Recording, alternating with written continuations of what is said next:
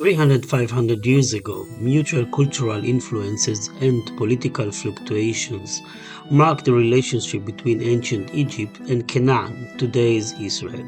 Canaan was already at a very early period a region of transit from the valley of the Nile to that other great river valley, Mesopotamia. In time of unrest and tension between the two regions, the roads which passed Canaan were essential for the movements of troops and for the supplies of the armies. Along these routes, there were established garrisons and forts to control the transit and to keep a check not only on invading armies of the great powers in the north and the northeast, but also as a guard against robbers and Bedouins and population which tended in years of dearth to penetrate into the richer grazing grounds of northern Egypt.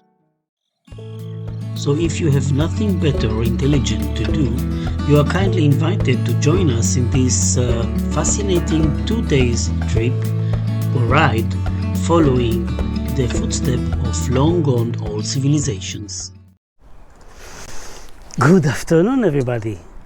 Today, the Geriatric Motorcycle Group is going on a mission to explore the routes and the story of the Egyptians in Israel.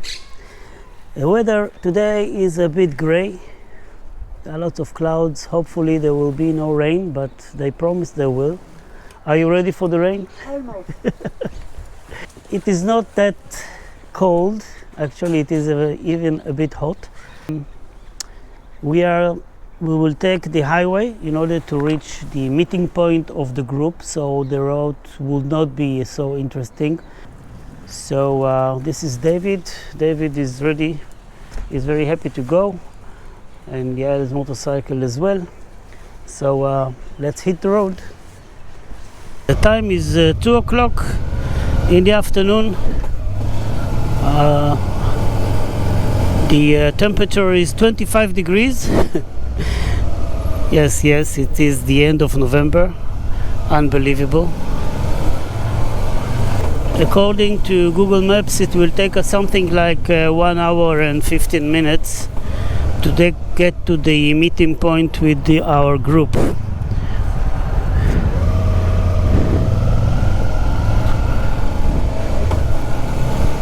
So, as I told you before, now it is going to be a long, boring ride along highway number 6. So I guess that we will leave Ramat HaSharon soon, and I will see you again if nothing really happens at our meeting point. I wish that we will have a very nice day. It's going to be a 2 days ride. Our first station will be Kibbutz Bet Alpha. This is where we are staying tonight. It is situated south to the Galilee Sea. And the primary plan was to go to the Galilee Sea and visit the churches over there, but unfortunately we discovered that this weekend they have an Iron Man context over there and all the roads will be closed. So we changed our plans. Are you ready, David? Let's go.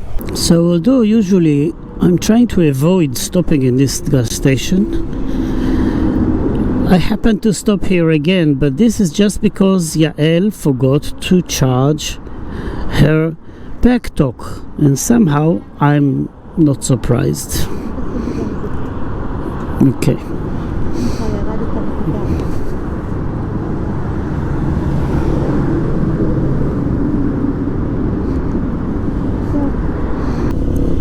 So we just arrived to our meeting point in the gas station of Megiddo, which was a very important city at that time. Everybody who ruled this area had to rule that city. And this is where we are going to meet our friends. I guess they are over here somewhere.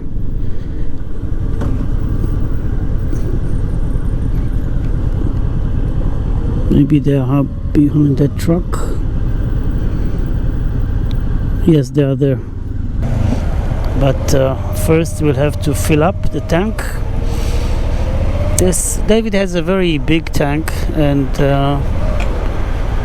usually I don't have to worry about this, but I guess that if I will fill up the tank now, I will have enough gas to reach home back until tomorrow.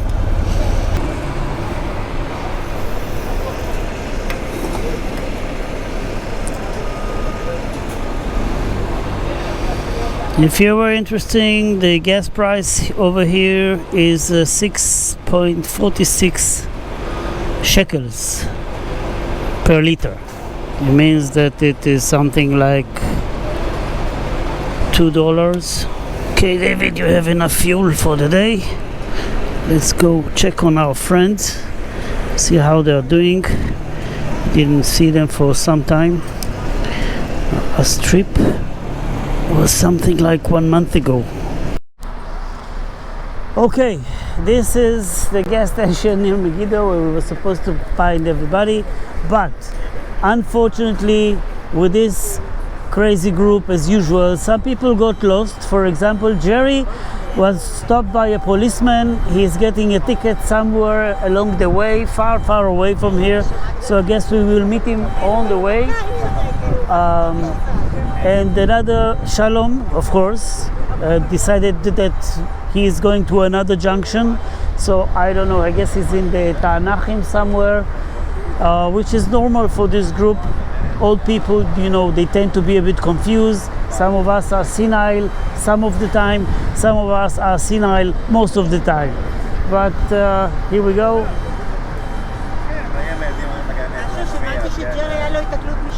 Esti, our lecturer for today and for every day. Tul Amir. Gadi, nice to meet you again. Nice to meet Always you again. good. My name is Gadi. We know. Savion, you fixed the Honda. Look at it, the Honda that got stuck last trip, and did not come with us. What was the problem? Electric connection, and I The alternator didn't work? No, the alternator worked wonderful, but between the alternator to the plug, it was the battery, it was a problem. Okay, but now it's working. Now it's okay, and all the cylinders were wonderful. Good. Okay, I hope you brought some rain gear.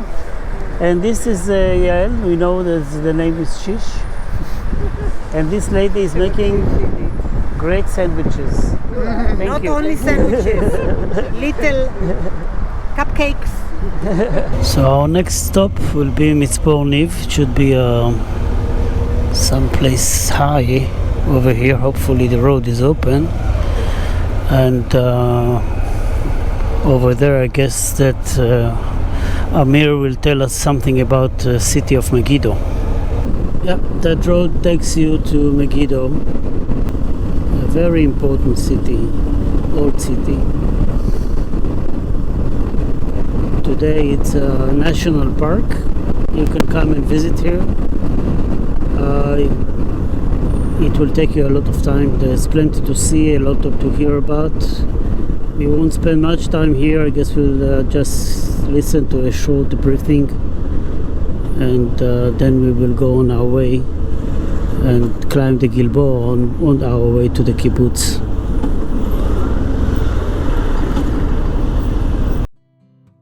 Around 1700 BC, the Hyksos, a foreign dynasty of Canaanite origin, conquered northeastern Egypt.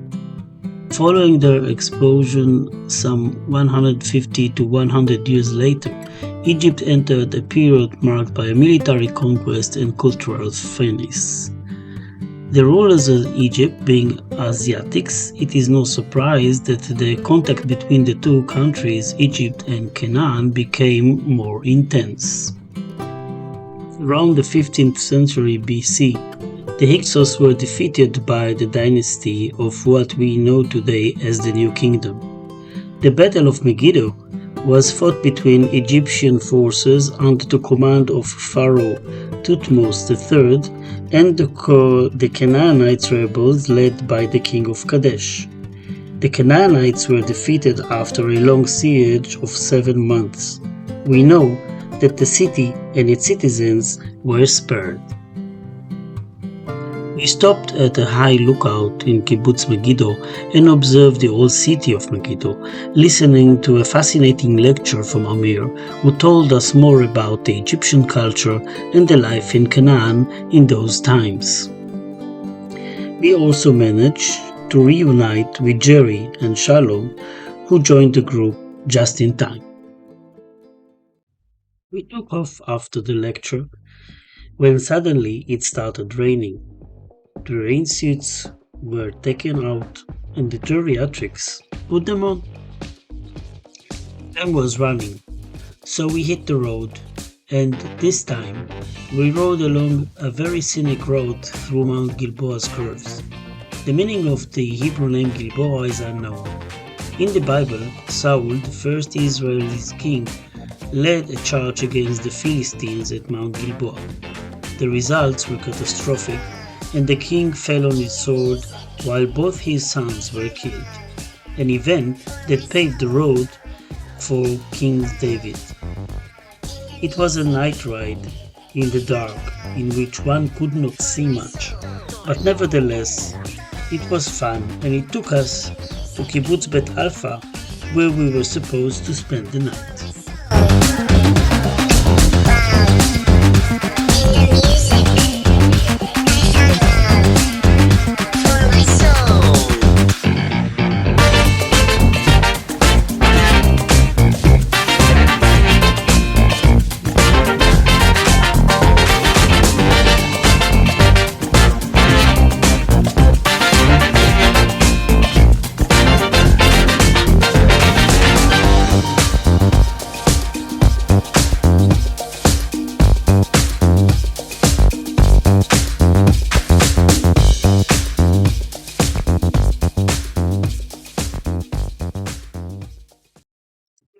On our arrival to Kibbutz Bet Alpha, we checked into our rooms and took off immediately to the nearest ancient city of Bet Shean, who was once an important Egyptian foothold. This time, and this restaurant in the main square was just excellent. Being a member of the geriatric motorcycle group means you should answer the traditional quiz of the trip at the end of the day. Wine and laughter are part of the game.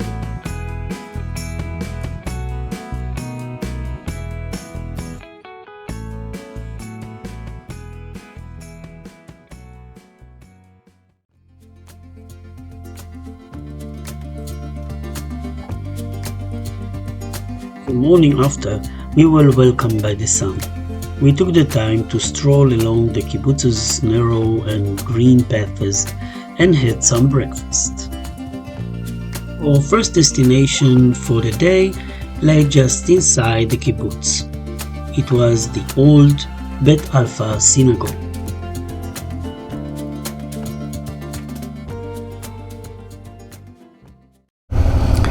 They promised us rain, but so far it's very sunny.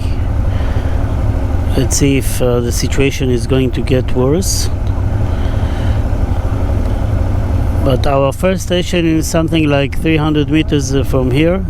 There's a very old synagogue of this area, which is known as the Bet Alpha synagogue. There should be some kind of mosaic floor that we would like to see, which is supposed to be astonishing. Bet Alpha is a 6th century CE synagogue located at the foot of the northern slopes of the Gilboa Mountains near Bet Shean, Israel. It is now part of Bet Alpha Synagogue National Park. The Bet Alpha Synagogue was uncovered in 1928 by members of the nearby kibbutz Hefziba, who stumbled upon the synagogue's extensive mosaic floor during irrigation construction. Architectural remains from the Bet Alpha synagogue indicate that the synagogue once stood as a two-story basilical building and contained a courtyard, vestibule, and a prayer hall. While we were visiting the synagogue, the rain came hard and strong, so it was a good time to hide from it while and listen to more historic facts about the Egyptians in this region. So So as we left Bejan, we were headed south. Actually, we are riding now on road number 19. And the sun came out, the rain stopped, which is very nice. We are very happy. Road number 90 is a very old road. I guess it's been here for more than 4,000 years. Used to be the name of this road used to be the King's Road, and it would take you all the way to the north to Damascus. The old Egyptians used to use this road. I find it quite amazing that something like 4,000 years after, we are still using the same road. We just entered the long road on the way to our next destination, from which we will be able to watch and see the mountains of Jordan, the river Jordan. If everything goes well, then we will be there in 13 minutes. Still have to be very careful in these roads because they are wet, and these roads are not made like in Europe. It's very slippery, so if you don't have traction control, you have to be quite experienced.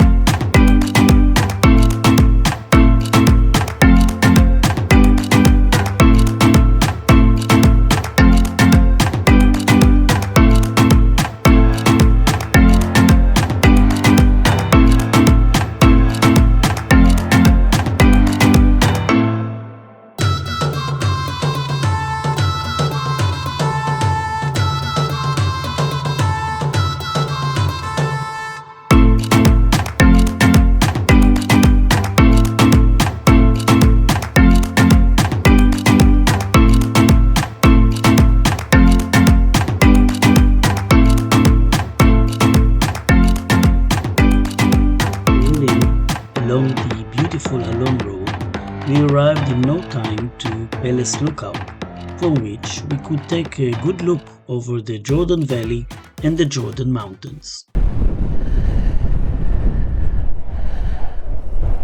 Well, I guess you can find bikers everywhere. Over there the mountains are Jordan, and the river Jordan is flowing over there, just over there.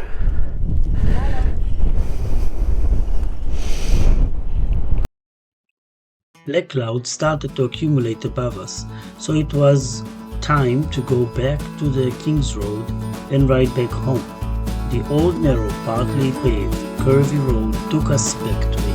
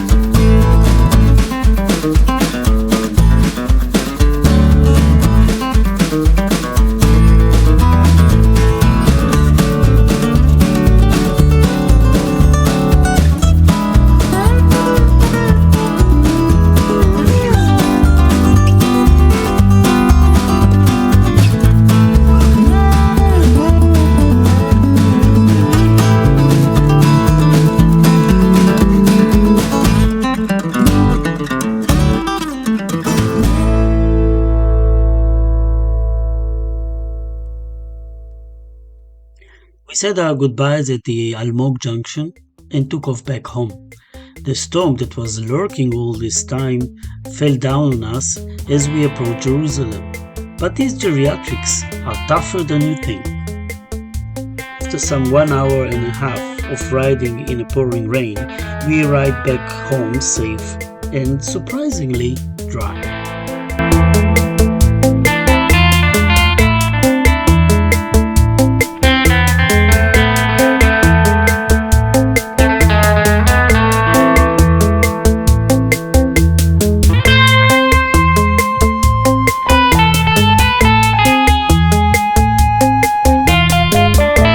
So if you like this episode, you know what to do.